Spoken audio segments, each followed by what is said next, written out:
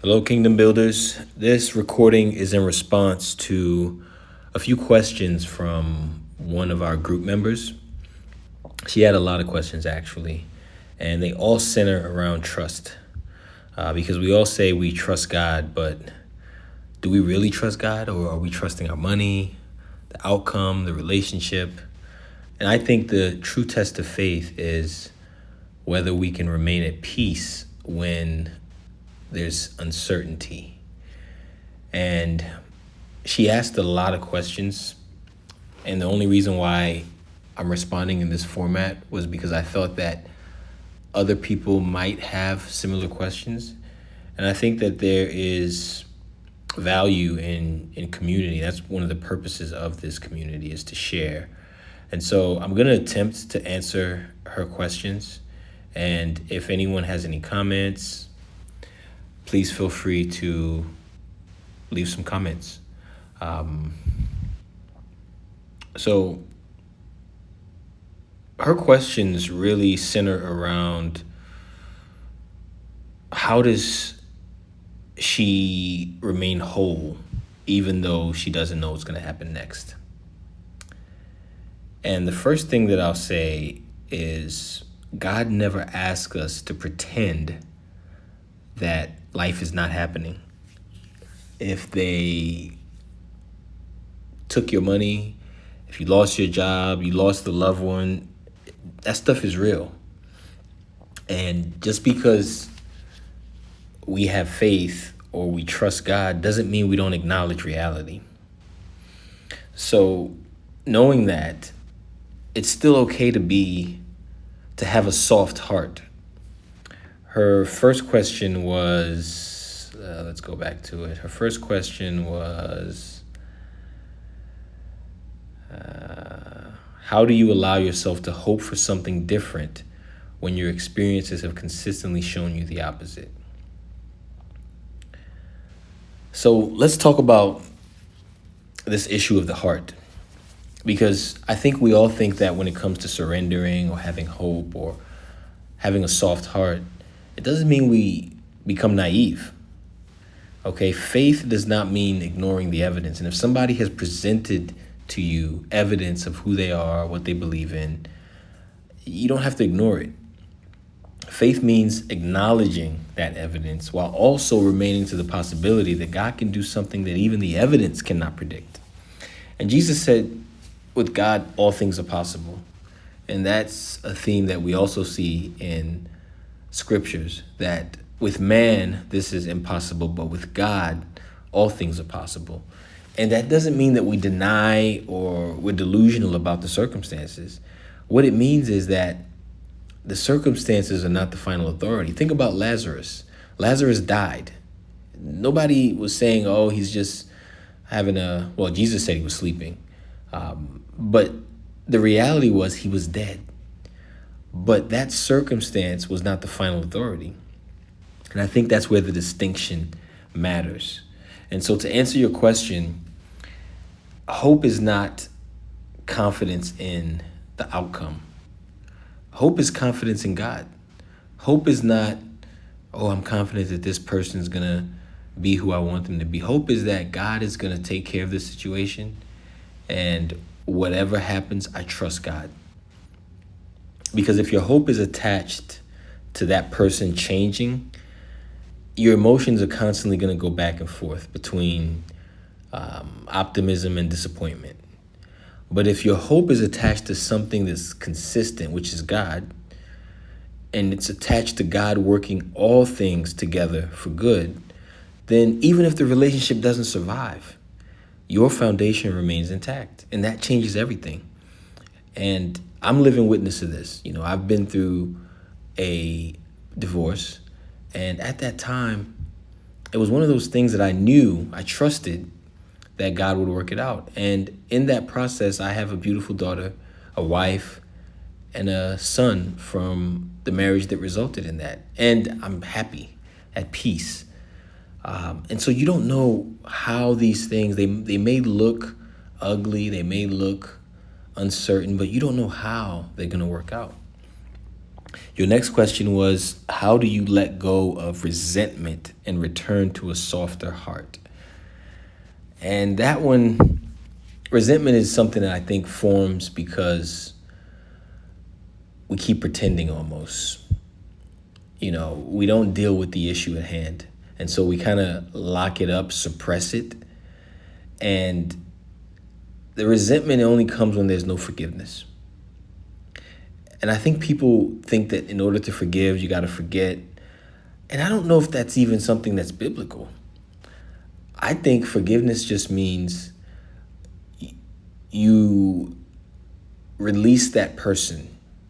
You release your right for that person to have to pay you back. And doesn't mean that I'm going to ignore what you did or forget what you did or ignore the patterns or your behavior, because you can forgive someone completely but still have requirements before that trust is rebuilt. And that's part of having a standard. If someone stole from you, you can forgive them for stealing, but you also have standards that before I trust you with money again, you've got to meet blah, blah, blah. And that's wisdom, in my opinion. And Jesus forgave freely, but he didn't give himself to everyone because he knew what was in them. He knew what their character flaws were. And notice that perfect love, perfect forgiveness, perfect discernment, they all exist together. And then you asked a very important question. How do I stop analyzing and fixing? Which is what our 30-day challenge is all about. And I think this is where we often tend to struggle, because your mind is trying to protect you. Your mind is saying, this is not right. This is wrong. You should do this. And so the problem is that your mind believes that certainty equals safety. And we talked about this several times. Your mind is not built for growth. It's built for protection. And so anything that feels unsafe is automatically marked as dangerous, and it's going to start the chatter. The only way that you get out of that unsafe/uncertain is when you release, or when you constantly repeat that thing. Your mind doesn't know the difference between what's real and what's imagined, and you're going to feel the same bodily responses to those events that you're imagining in your head. And so whenever something that's uncertain appears, your mind starts to search for answers. It starts to analyze, starts to try to predict. It starts to prepare for the worst outcome. It goes into problem-solving mode. What is this? What does that mean? He didn't call me back after 2 days. What if they're, with another person? What if this is the end? What if I miss the signs? And the mind believes that if it takes long enough, if it works on this long enough, it can eliminate the pain. But the pain is not eliminated through prediction. It's eliminated or managed through trust, through allowing and trusting God. And so the practice has to become, you observe, you see what's going on, sit in silence. You see, I'm feeling, name it. I'm feeling nauseous. Why am I feeling nauseous? Name it, and then pray about it. God, I'm feeling this way. I'm open to feeling another way. Shift my perspective. No rushing to a conclusion, no judgment, and then just wait. And when your mind begins creating all these scenarios, just remind yourself, I don't need to solve tomorrow's problems today. I don't need to live in tomorrow. I'll meet those issues when I get there. And that's what allowing is. Some people call it surrender. And it's not because you don't care, okay? We're not saying be dismissive about the future. It's because you trust God more than in your ability to predict the future. You know that the future is in God's hands, and you trust God way more than you trust yourself. The other question she asked was, when someone's actions have repeatedly communicated one thing, how do you trust what they're saying now? And I think you're answering your questions here. Anybody can say anything, but what we do often is an indicator of what we believe and what we think. Trust is not built on just words. It's built on actions. It's built on patterns. It's built on observed behavior. And even though, words can, lead to trust, can create some possibility, but the patterns, the actions are what create trust. If someone says that they're changing or they're this person or that person, I mean, that's great. But you got to give them an opportunity to demonstrate that. If someone says, I'm loyal, you got to give them an opportunity to show that they're loyal. And you don't have to believe everything that they say, nor do you have to dismiss it. Stay open. Just watch. And let time, let situations, let circumstances, let adversity reveal what's true. And it's just like fruit. In the Bible, it says that fruits, that you know them by their fruits. And fruit takes time. You plant the seed, it takes time to see the fruit. And you got to give it time. Relationships take time. And the last question is, how do I know whether God is asking me to hold on or let go? This one is a little tricky, and I don't know that I have the answer for this one. I wish I did. I wish I had a formula. I can only tell you what I've observed in my life and what's been true for me.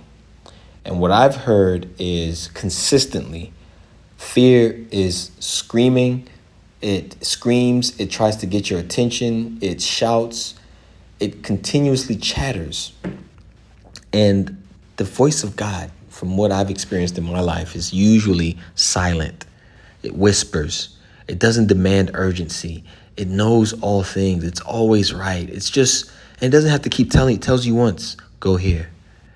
And I've experienced God allowing the clarity that comes with that relationship to emerge over time versus fear says, make a decision right now or you'll lose everything. God is saying, just trust me. Just trust me. And the one question that I ask myself is, am I operating? Am I holding on to this? Am I moving in because of faith or because of fear?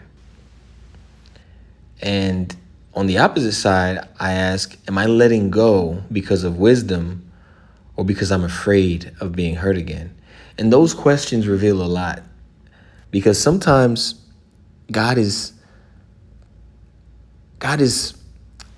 not asking us, but God is pushing us to remain.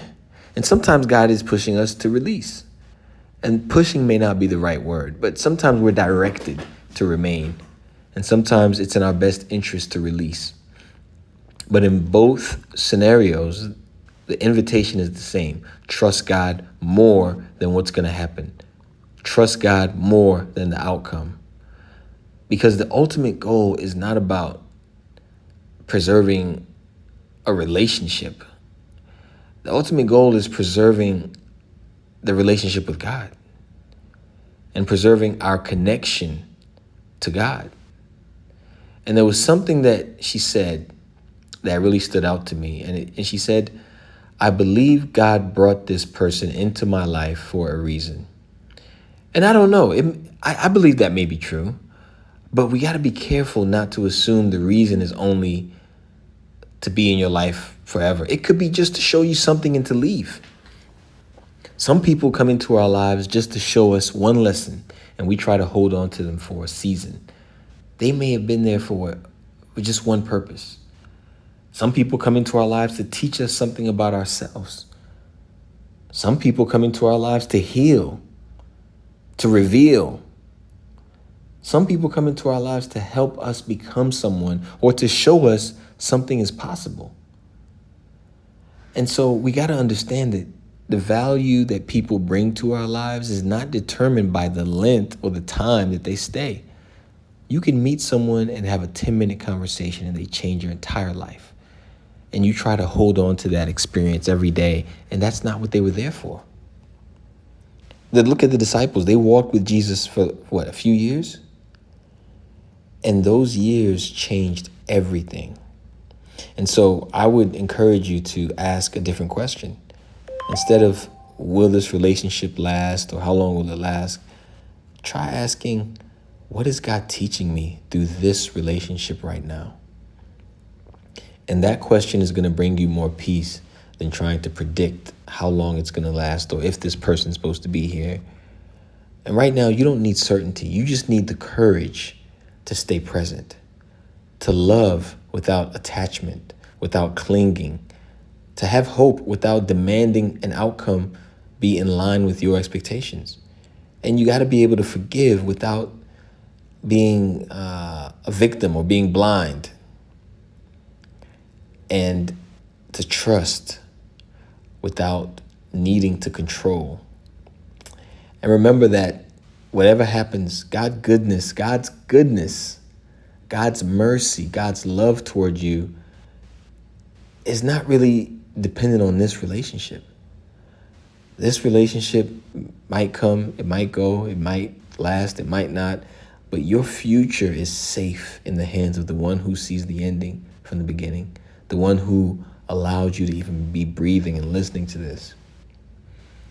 And sometimes the deepest act of faith is releasing. It's not holding on.